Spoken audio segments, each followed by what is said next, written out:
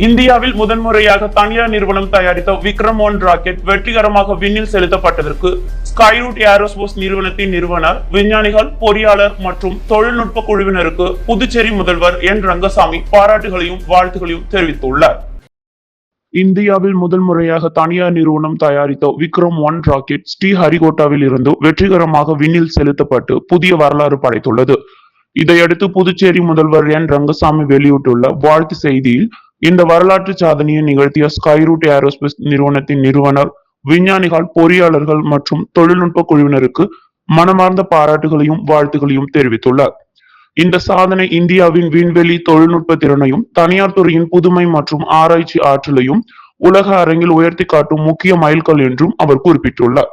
மேலும் இந்த வெற்றி நாட்டின் இளம் விஞ்ஞானிகள் மற்றும் தொழில் முனைவோருக்கு புதிய நம்பிக்கையும் உத்வேகத்தையும் அளிக்கும் என்றும், இந்தியாவின் விண்வெளி பயணத்தில் புதிய அத்தியாயத்தை தொடங்கியுள்ள இந்த மகத்தான சாதனைக்கு மீண்டும் ஒரு முறை தனது வாழ்த்துக்களை தெரிவித்துக் கொண்டுள்ளார். இந்தியா மேலும் பல உலகத்தர சாதனைகளை படைக்க எல்லாம் வல்ல இறைவனை வேண்டுவதாகவும் முதல்வர் ரங்கசாமி தனது வாழ்த்து செய்தியில் தெரிவித்துள்ளார். புதுச்சேரி கனகசெட்டிக்குளம் பகுதியில் மருத்துவ கல்லூரி மற்றும் குடியிருப்புகளுக்கு இடையே புதிதாக அமைக்கப்பட்டுள்ள மதுபான கடைக்கு எதிர்ப்பு தெரிவித்து 50க்கும் மேற்பட்ட பொதுமக்கள் சாலை மறியல் போராட்டத்தில் ஈடுபட்ட நிலையில், புதிய மதுபான கடையை உடனடியாக அகற்றாவிட்டால் பொதுமக்களை போராடி மூடுவோம் என அரசுக்கு எச்சரிக்கை எடுத்துள்ளனர். புதுச்சேரி எல்லை பகுதியான கனகசெட்டிக்குளம் கிழக்கு கடற்கரை சாலையில் அரசு மற்றும் தனியார் சார்பில் ஏற்கனவே 8க்கும் மேற்பட்ட மதுபான கடைகள் செயல்பட்டு வருகின்றன. இந்த நிலையில் தனியார் மருத்துவக் கல்லூரி மற்றும் மருத்துவமனை செல்லும் சாலையில் புதியதாக மேலும் ஒரு மதுபான கடை அமைக்கப்பட்டுள்ளது. இதற்கு எதிர்ப்பு தெரிவித்து அப்பகுதியை சேர்ந்த 50க்கும் மேற்பட்ட பொதுமக்கள் சாலையில் அமர்ந்து மறியல் போராட்டத்தில் ஈடுபட்டனர். அப்போது மருத்துவக் கல்லூரி மற்றும் மருத்துவமனை அமைந்துள்ள சாலையில் திறக்கப்பட்டுள்ள புதிய மதுபான கடையை உடனடியாக மூட வேண்டும் என்றும், குடியிருப்பு பகுதிகளில் செயல்பட்டு வரும் மதுபான கடைகள் மீதும் அரசு நடவடிக்கை எடுக்க வேண்டும் என்றும் கோஷங்கள் எழுப்பினர். தகவல் அறிந்து சம்பவ இடத்திற்கு வந்த காலாப்பட்டு காவல் நிலைய போலீசார் பொதுமக்களிடம் பேச்சுவார்த்தை நடத்தி போராட்டத்தை கைவிட செய்தனர். போராட்டத்தில் பங்கேற்ற பொதுமக்கள், ஏற்கனவே செயல்பட்டு வரும் ஏராளமான மதுபான கடைகளால் கல்லூரி மாணவர்கள் மது பழக்கத்திற்கு ஆளாகும் அபாயம் அதிகரித்து வருவதாகவும், குடியிருப்புகள் அருகே மதுபான கடைகள் செயல்படுவதால் பெண்கள் மற்றும் பள்ளி மாணவர்களின் பாதுகாப்பு கேள்விக்குறியாகி சட்டம் ஒழுங்கு பிரச்சனைகளும் அதிகரித்து வருவதாகவும் குற்றம் சாட்டினர். மேலும் புதிய மதுபான கடையை அரசு உடனடியாக அகற்ற வேண்டும் என்றும், இல்லையெனில் பொதுமக்களே மதுபான கடைகளை இழுத்து மூடும் போராட்டத்தில் ஈடுபடுவோம் என்றும் அரசுக்கு எச்சரிக்கை விடுத்தனர். புதுச்சேரி இந்திரா காந்தி சிலை சதுக்கம் சிக்னலில் வாகன ஓட்டிகளுக்காக அமைக்கப்பட்டிருந்த பசுமை பந்தல் திடீரென சரிந்து விழுந்தது. அதிகாலை நேரத்தில் சம்பவம் நிகழ்ந்ததால் உயிர் சேதம் எதுவும் ஏற்படவில்லை. இதையடுத்து பொதுப்பணித்துறை மற்றும் நகராட்சி ஊழியர்கள் பந்தலை அகற்றி சீரமைக்கும் பணியில் தீவிரமாக ஈடுபட்டனர்.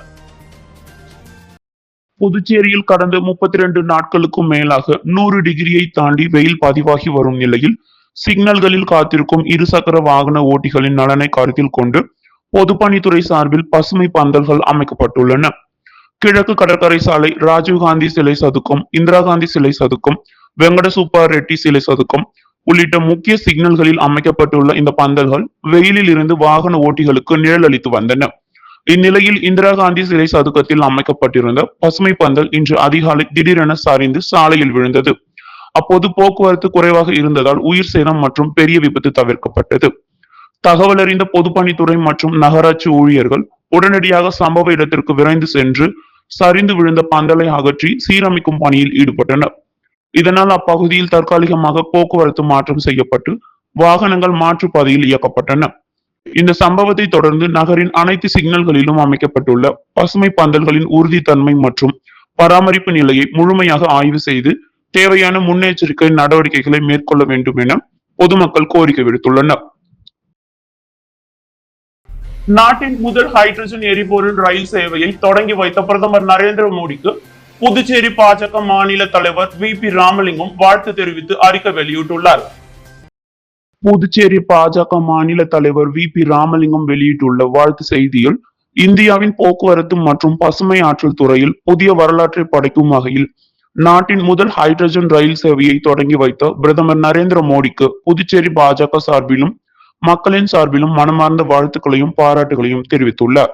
ஹரியானா மாநிலம் ஜிந்த் ரயில் நிலையத்தில் தொடங்கி வைக்கப்பட்டுள்ள இந்த ஹைட்ரஜன் ரயில் சுற்றுச்சூழலுக்கு உகந்த கார்பன் உமிழ்வற்ற நவீன தொழில்நுட்பத்தின் அடையாளமாக விளங்குவதாக அவர் குறிப்பிட்டுள்ளார். 1200க்கும் குதிரை திறன் கொண்ட இந்த ரயில் ஒரே நேரத்தில் சுமார் 2638 பயணிகளை ஏற்றி செல்லும் திறன் பெற்றதுடன் மணிக்கு 140 கிலோமீட்டர் வேகம் வரை இயக்கப்படக்கூடியதாகவும் அவர் தெரிவித்துள்ளார்.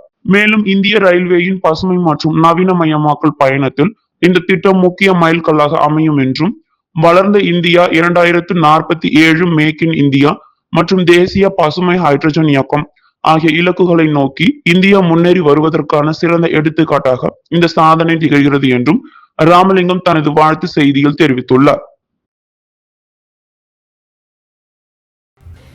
புதுச்சேரி காமராஜ் நகர் தொகுதிக்கு உட்பட்ட வெங்கடா நகரில் வாய்க்கால் அடைப்பு காரணமாக சாலையில் தேங்கிய மழைநீர் பிரச்சினைக்கு சட்டமன்ற உறுப்பினர் ஜோஸ் சார்லஸ் மார்டின் அறிவுறுத்தலின் பேரில் சம்பந்தப்பட்ட அதிகாரிகள் மூலம் எல் டிரைன் மற்றும் யூ டிரைன் சுத்தம் செய்யும் பணி மேற்கொள்ளப்பட்டது. புதுச்சேரி காமராஜ் நகர் தொகுதியின் வெங்கடா நகரில் வாய்க்கால் அடைப்பு காரணமாக தண்ணீர் சாலையில் தேங்கி செல்வதாக வெங்கடா நகர் அசோசியேஷன் சார்பில் வார்டு தலைவர் சரவணனிடம் பொதுமக்கள் புகார் அளித்தனர்.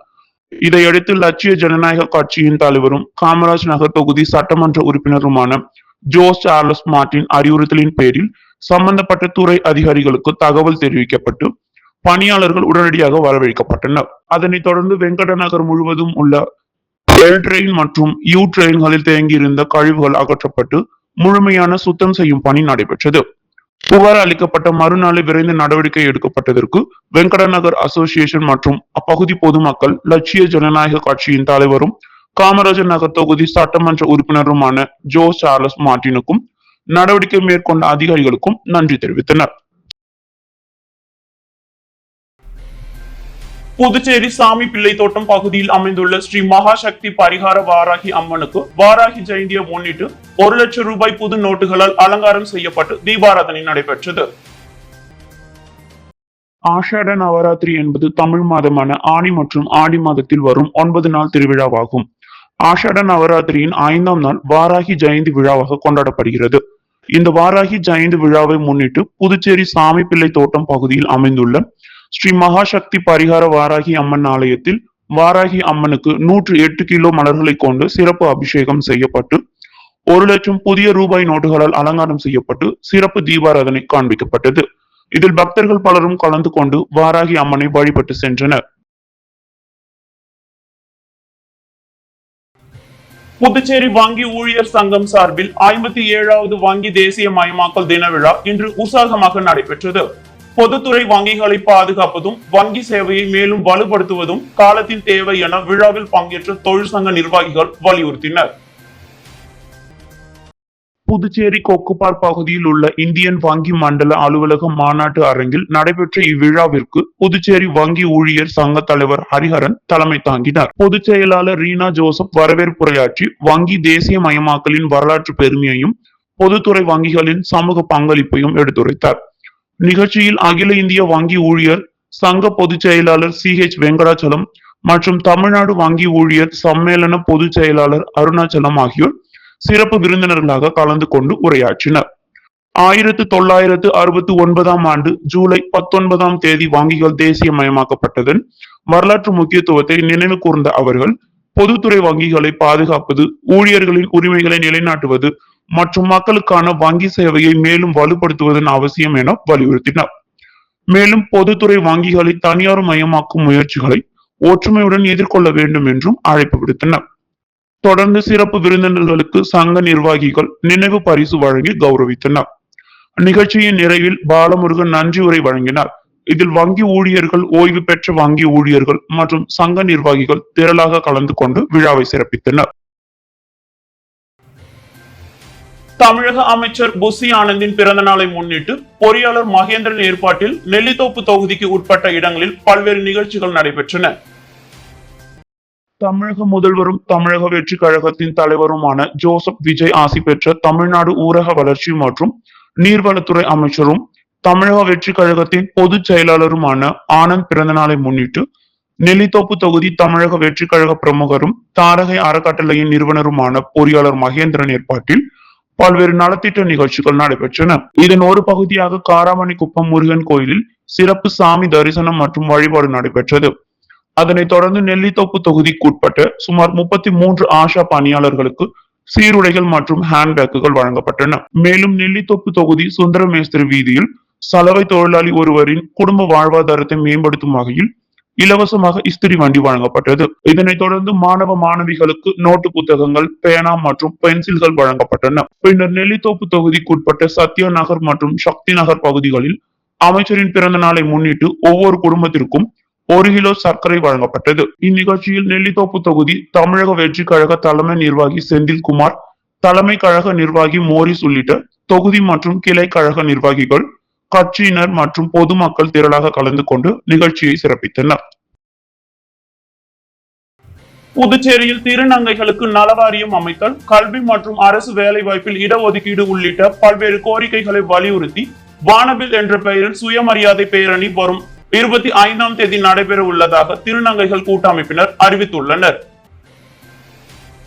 புதுச்சேரியில் நடைபெற்ற செய்தியாளர் சந்திப்பில் புதுவை வானவில் பிரைட் 2026 அமைப்பின் நிறுவனர் மற்றும் தலைவர் ஷீதல் திருநங்கைகளின் உரிமைகள் மற்றும் நலன் தொடர்பான 20க்கும் மேற்பட்ட கோரிக்கைகளை அரசின் கவனத்திற்கு கொண்டு செல்லும் நோக்கில் வானவில் சுயமரியாதை பேரணி நடத்தப்பட உள்ளதாக தெரிவித்தார். திருநங்கைகளுக்கு தனி நலவாரியம் அமைக்க வேண்டும், கல்வி மற்றும் அரசு வேலை வாய்ப்புகளில் உரிய இட ஒதுக்கீட்டை நடைமுறைப்படுத்த வேண்டும், அரசு துறைகளில் ஒப்பந்த அடிப்படையில் பணியாற்றும் திருநங்கைகள் மற்றும் திருநம்பிகளை பணி நிரந்தரம் செய்ய வேண்டும், பாதுகாப்பான வாழ்வை உறுதிப்படுத்தும் வகையில் இலவச வீட்டுமனை வழங்க வேண்டும் உள்ளிட்ட பல்வேறு கோரிக்கைகள் இதில் இடம்பெற்றுள்ளன.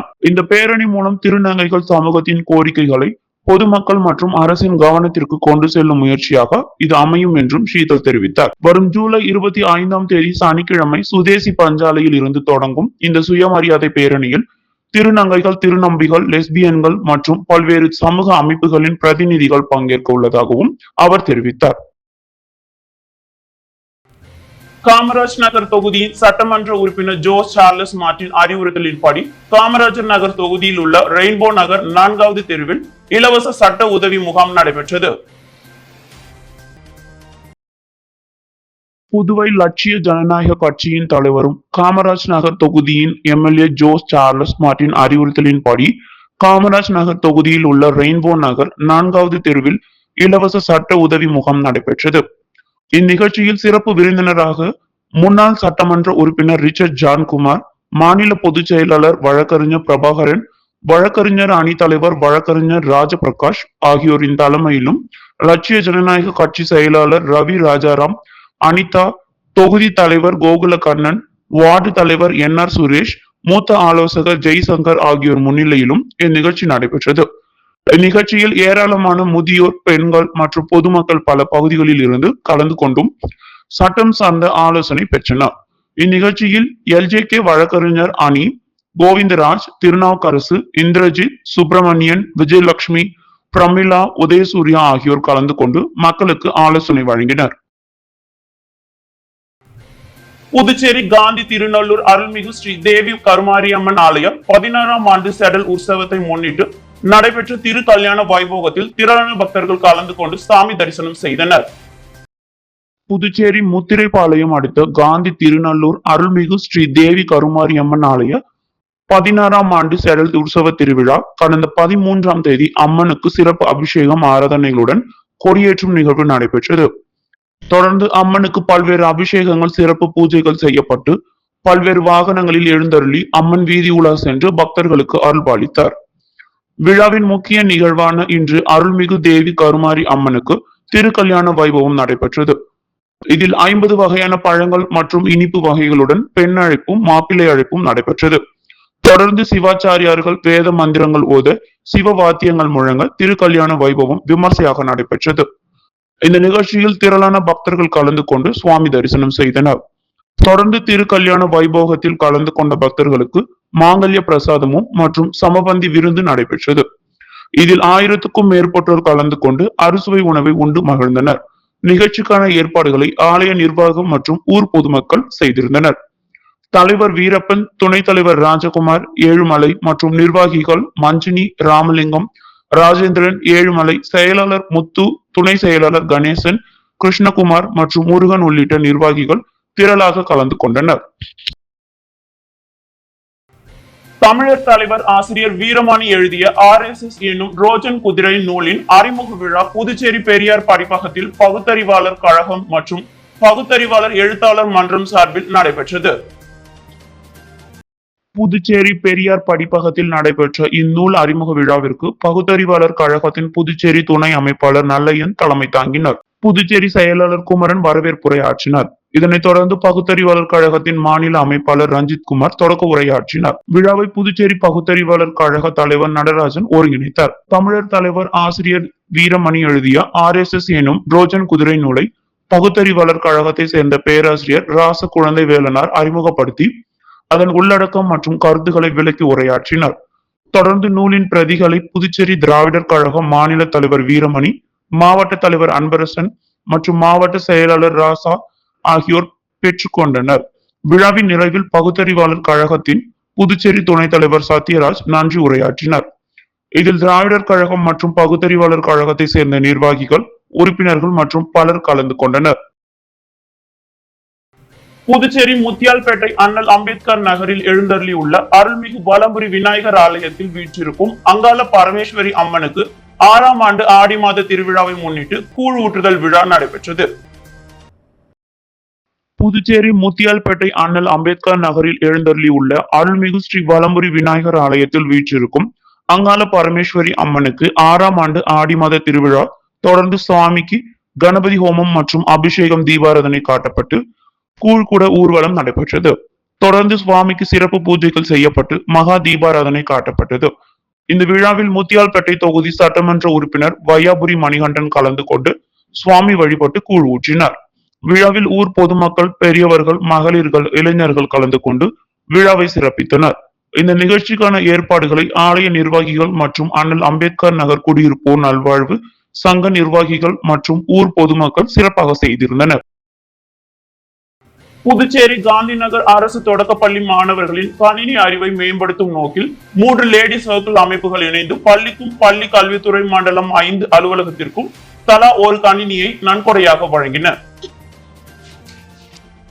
சமூக பொறுப்புணர்வின் ஒரு பகுதியாக Pondicherry heritage lady circle 187, Pondicherry Riwaz lady circle 47 மற்றும் மெட்ராஸ் கோஸ்டல் லேடி சர்க்கிள் 135 ஆகிய அமைப்புகள் இந்த நன்கொடையை வழங்கின. மாணவர்களின் கணினி அறிவை வளர்ப்பதோடு கல்வித்திறனை மேம்படுத்துவதும், ஆசிரியர்களின் கற்பித்தல் மற்றும் நிர்வாக பணிகளை மேலும் திறம்பட மேற்கொள்ளவும் இந்த கணினிகள் பயன்படும் என தெரிவிக்கப்பட்டது. நன்கொடை வழங்கும் நிகழ்ச்சியில் பாண்டிச்சேரி ஹெரிடேஜ் லேடி சர்க்கிள் 187 சார்பில் சங்கீதா புவனா, பாண்டிச்சேரி ரிவாஜ் லேடி சர்க்கிள் 47 சார்பில் நிவேதா, சுபிக்ஷா, பிரியா மற்றும் மெட்ராஸ் கோஸ்டல் லேடி சர்க்கிள் 135 சார்பில் ஜோதி ஆகியோர் கலந்து கொண்டனர். நிகழ்ச்சியில் பள்ளி கல்வித்துறை மண்டலம் 5 இயக்குனர் புவிக்குமார், பள்ளியின் தலைமை ஆசிரியர், ஆசிரியர்கள் மற்றும் கல்வித்துறை அலுவலர்கள் பங்கேற்று கல்வி வளர்ச்சிக்கான கணினிகளை நன்கொடையாக வழங்கிய அமைப்புகளுக்கு நன்றி தெரிவித்தனர். வில்லியனூர் சட்டமன்ற தொகுதியில் குற்ற சம்பவங்கள் மற்றும் சாலை விபத்துகளை தடுக்கும் நோக்கில் பிரதிபலிப்பு கண்ணாடிகள், CCTV கேமராக்கள் மற்றும் வீதி பெயர் பலகைகள் அமைக்கும் முதல் கட்ட பணியை சட்டமன்ற உறுப்பினர் ரவிக்குமார் தொடங்கி வைத்தார். புதுச்சேரி வில்லியனூர் சட்டமன்ற தொகுதிக்குட்பட்ட தில்லை நகர் பகுதியில் தனது சொந்த நிதியின் மூலம் இந்த பணிகளை சட்டமன்ற உறுப்பினர் ரவிக்குமார் தொடங்கி வைத்தார். தொகுதி முழுவதும் இத்திட்டத்தை செயல்படுத்தும் வகையில் முதல் கட்டமாக தில்லை நகர் தேர்வு செய்யப்பட்டுள்ளதாக தெரிவிக்கப்பட்டது. பணிகள் தொடங்குவதற்கு முன்பு அப்பகுதியில் உள்ள விநாயகர் ஆலயத்தில் சிறப்பு பூஜைகள் நடைபெற்றன. சாலை சந்திப்புகளில் பிரதிபலிப்பு கண்ணாடிகள் பொருத்தப்படுவதன் மூலம் விபத்துகளை தடுக்கவும், CCTV கேமராக்கள் மூலம் குற்ற சம்பவங்களை கண்காணித்து பாதுகாப்பை வலுப்படுத்தவும் நடவடிக்கை எடுக்கப்பட்டுள்ளதாக கூறப்பட்டது. பொதுமக்களின் நீண்டகால கோரிக்கையை நிறைவேற்றும் வகையில் செயல்படுத்தப்பட்ட இந்த திட்டத்திற்கு அப்பகுதி மக்கள் வரவேற்பு தெரிவித்ததுடன் சட்டமன்ற உறுப்பினர் ரவிக்குமாருக்கு நன்றியும் தெரிவித்தனர். இந்த நிகழ்ச்சியில் ஊர் பொதுமக்கள், NR காங்கிரஸ் நிர்வாகிகள் மற்றும் முக்கிய பிரமுகர்கள் உள்ளிட்ட ஏராளமானோர் கலந்து கொண்டனர். அன்றாட செய்திகளை உடனுக்குடன் தெரிந்து கொள்ள பாண்டி ஹெட்லைன்ஸ் சேனலுக்கு சப்ஸ்கிரைப் செய்து கொள்ளுங்கள்.